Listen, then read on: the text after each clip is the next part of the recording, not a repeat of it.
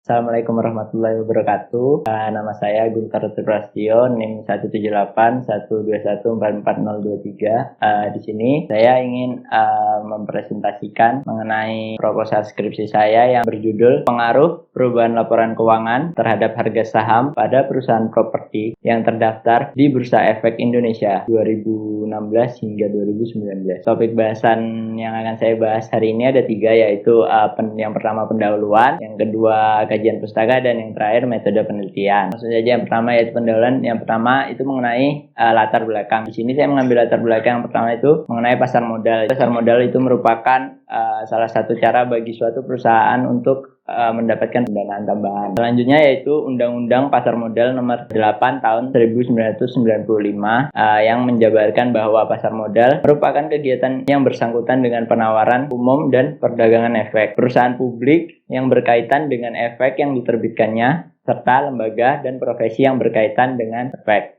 Salah satu instrumen pasar keuangan yang populer itu adalah pasar saham. Menurut Fuji pada tahun 2012, saham dapat didefinisikan sebagai tanda penyertaan modal seseorang atau pihak, yaitu dalam hal ini badan usaha, dalam suatu perusahaan atau perseroan terbatas. Perusahaan yang membutuhkan dana tambahan akan menjual kepemilikan dari perusahaannya kepada para investor. Yang selanjutnya, para investor dapat mendapatkan feedback berupa capital gain atau dividen. Salah satu hal yang dapat dilakukan oleh para calon investor yaitu dengan melakukan analisis laporan keuangan dari perusahaan tersebut. Dari hal itu saya tertarik untuk melakukan penelitian mengenai analisis laporan keuangan dari rasio probabilitas dan juga rasio nilai pasar. Rasio probabilitas itu dapat diukur dengan current ratio atau CR. Lalu selanjutnya ada inventory turnover atau ITO. Lalu juga ada return on equity atau ROE, dan juga rasio nilai pasar diukur menggunakan price earning ratio atau PER atau PER. Sampel diambil dari Bursa Efek Indonesia atau BEI selama periode 2016 hingga 2019. Selanjutnya yaitu identifikasi masalah. Berdasarkan latar belakang yang telah saya jelaskan sebelumnya, di sini terdapat 5 identifikasi masalah, yaitu yang pertama, melemahnya nilai tukar rupiah terhadap dolar Amerika Serikat. Yang kedua, memburuknya kondisi perekonomian Indonesia yang mengakibatkan adanya penurunan harga saham perusahaan di Indonesia. Dan yang ketiga, banyak faktor yang mempengaruhi perubahan pada harga saham. Yang keempat, investor perlu mengetahui cara untuk memprediksi harga saham suatu perusahaan sebelum memutuskan untuk berinvestasi. Dan yang terakhir, yang kelima, cukup banyaknya calon investor dan investor yang tertarik dengan saham di bidang properti. Selanjutnya mengenai batasan masalah.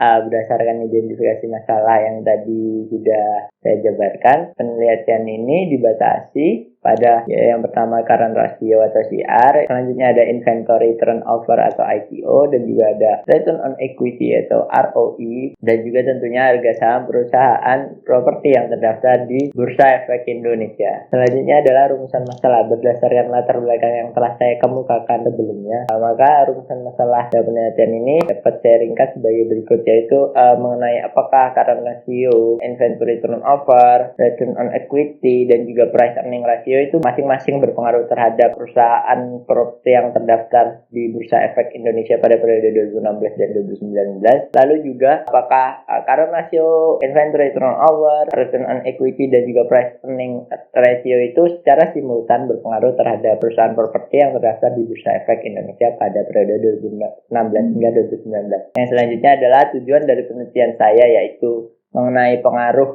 current ratio, inventory turnover, return on equity, dan juga price earning ratio masing-masing terhadap perusahaan properti yang terdaftar di Bursa Efek Indonesia pada periode 2016 hingga 2019, dan juga pengaruh current ratio, inventory turnover, return on equity, dan juga price earning ratio secara simultan terhadap harga saham suatu perusahaan yang terdaftar di Bursa Efek Indonesia. Lalu berikutnya yaitu mengenai manfaat penelitian. Manfaat penelitian ini yang pertama itu bagi saya sendiri selaku peneliti, lalu juga dapat menjadi referensi bagi peneliti selanjutnya, dan juga bagi perusahaan, dan juga bagi investor dalam mengambil keputusan.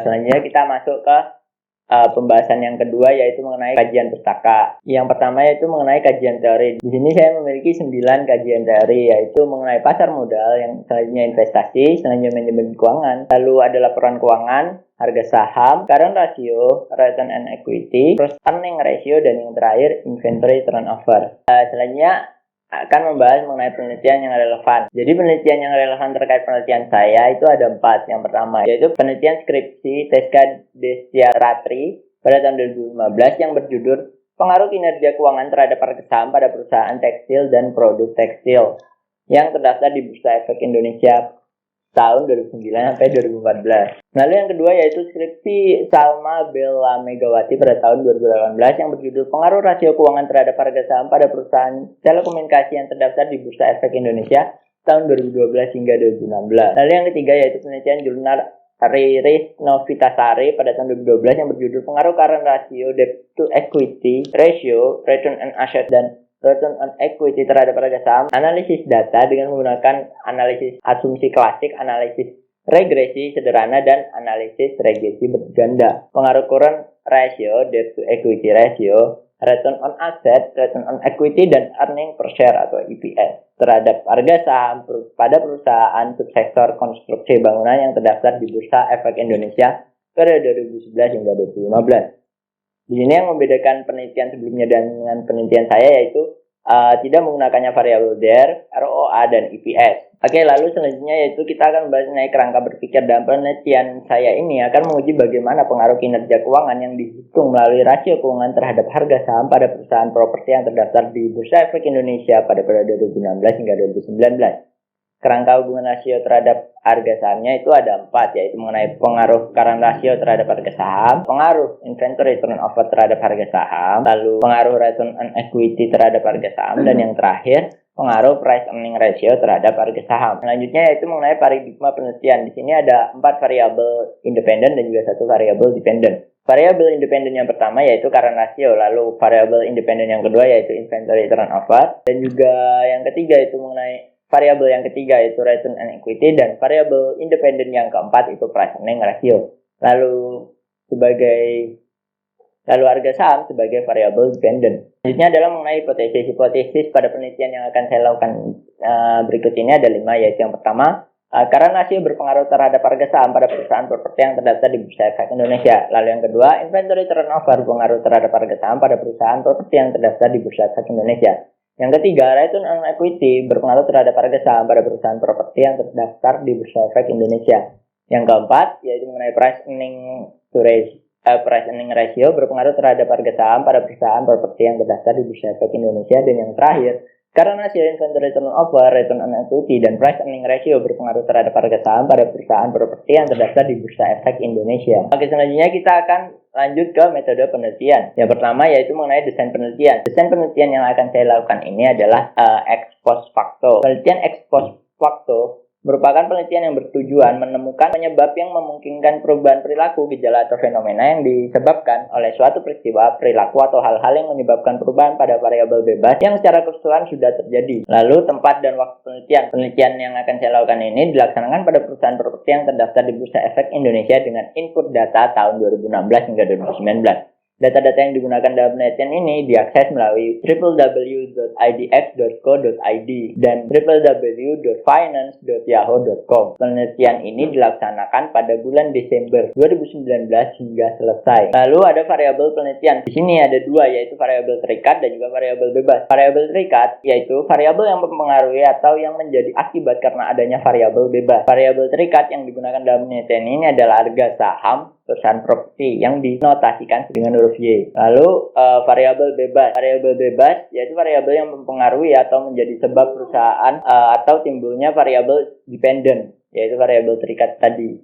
Variabel bebas yang digunakan dalam penelitian ini adalah yang saya gunakan yaitu yang pertama current ratio, inventory turnover, return on equity, price earning ratio, dan juga price earning ratio. Lalu selanjutnya yaitu mengenai populasi dan sampel. Menurut Sugiono pada tahun 2013 mendefinisikan populasi adalah wilayah generalisasi yang terdiri atas objek atau subjek yang mempunyai kualitas dan karakteristik tertentu yang ditetapkan oleh peneliti untuk dipelajari dan kemudian ditarik kesimpulannya. Pada penelitian saya menggunakan 14 perusahaan properti yang terdaftar di Bursa Efek Indonesia yang telah terdaftar lebih dari 5 tahun. Lalu ada jenis data dan teknik pengumpulan data. Data yang digunakan dalam penelitian saya ini adalah data kuantitatif. Data kuantitatif adalah data yang berupa bilangan. Nilainya bisa berubah-ubah atau bersifat variatif. Teknik pengumpulan data yang dilakukan dengan metode dokumentasi. Metode dokumentasi adalah Suatu cara pengumpulan data yang diperoleh dari dokumen-dokumen yang ada atau catatan-catatan yang tersimpan, baik itu berupa catatan transkrip, buku, surat kabar, dan lain sebagainya. Lalu ada teknik analisis data. Di sini yang pertama itu mengenai uji prasyarat analisis. Yang pertama yaitu uji normalitas data, lalu ada uji homogenitas, lalu uji linearitas, dan selanjutnya ada uji hipotesis, dan juga ada regresi. Lalu selanjutnya mengenai hipotesis penelitian. Di sini hipotesis utamanya adalah HO.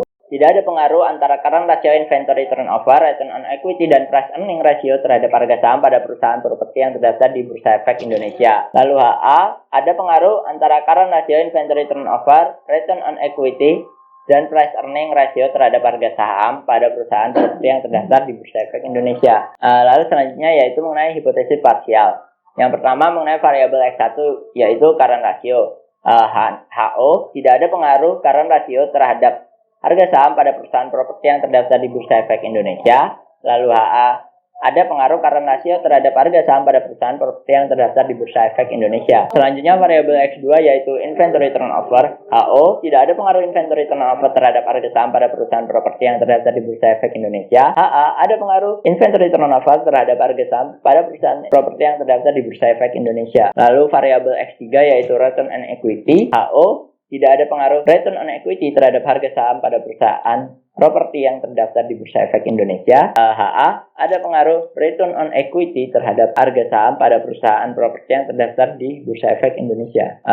Variabel terakhir yaitu variabel X4, price earning ratio. HO, tidak ada pengaruh price earning ratio terhadap harga saham pada perusahaan properti yang terdaftar di Bursa Efek Indonesia. Dan HA, ada pengaruh price earning ratio terhadap harga saham pada perusahaan properti yang terdaftar di Bursa Efek Indonesia. Ya, saya pikir cukup sekian presentasi proposal skripsi dari saya.